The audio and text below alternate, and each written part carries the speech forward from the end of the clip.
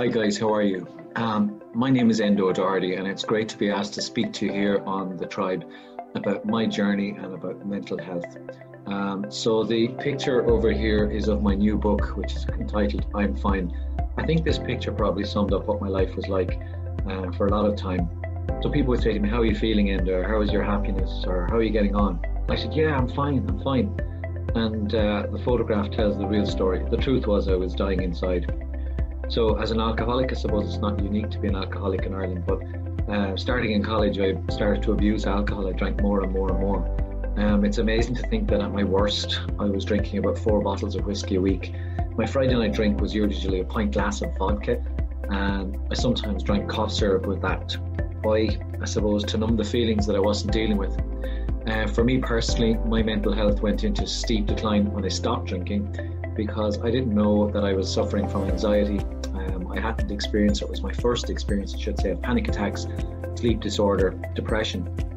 I became quite suicidal, but I suppose the wonderful thing is that no matter how dark the clouds are, no matter how horrible and difficult life can seem, you should know that for you and for me, for all of us, there's always bright sunshine behind the storm. Sometimes you just have to weather it, you get through.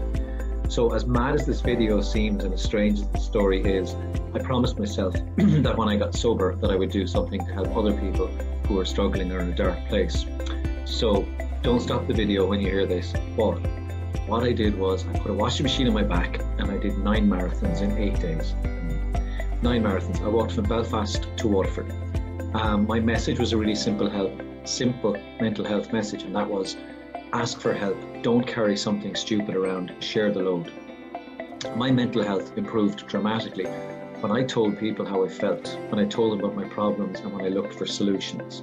If you're under pressure, don't carry a heavy load around with you. Tragically, this week in Ireland, 8 people lose their lives to suicide. There were people who carried a load that was so heavy they didn't lay it down and ultimately took their lives. I suppose there's a second part of the message too, and that is that if sometimes the people who we think are fine, people who we think are fine sometimes can be struggling, and it's really important that we keep a close eye out on our friends, particularly when we're in college. So part 2, or my wife calls it part 2 of my midlife crisis, was I put the same washing machine on my back and I climbed Mount Kilimanjaro. It was an amazing adventure.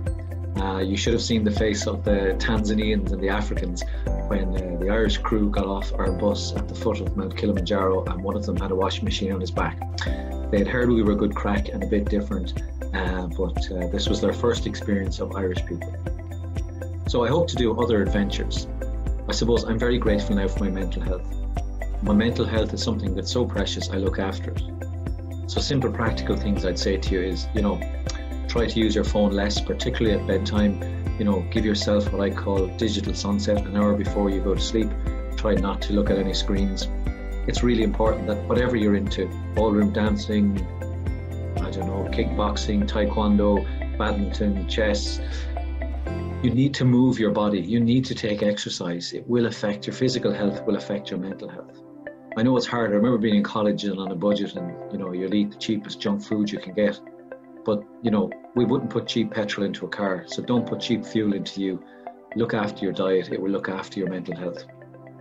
I think a really important thing to do is make sure that you surround yourself with good people, have family and friends, tell people if you're in crisis, and tell people who are important to you and that you love, that you do love them.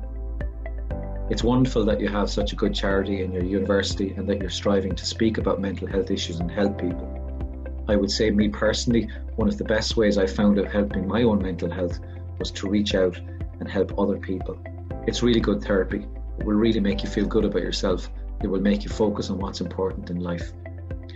There's a million things I could tell you. I'd love to chat to you all night, but I promised the organisers of Tribe that I'd keep this short.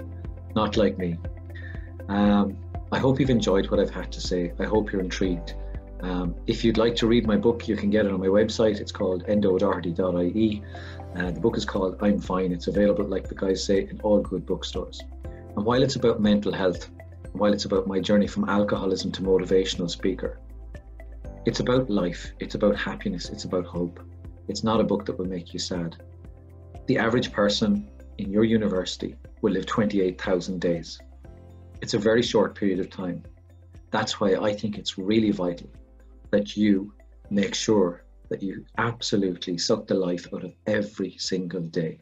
Fill your days with happiness, with energy, with learning, with joy. Thanks for watching. Have a great day.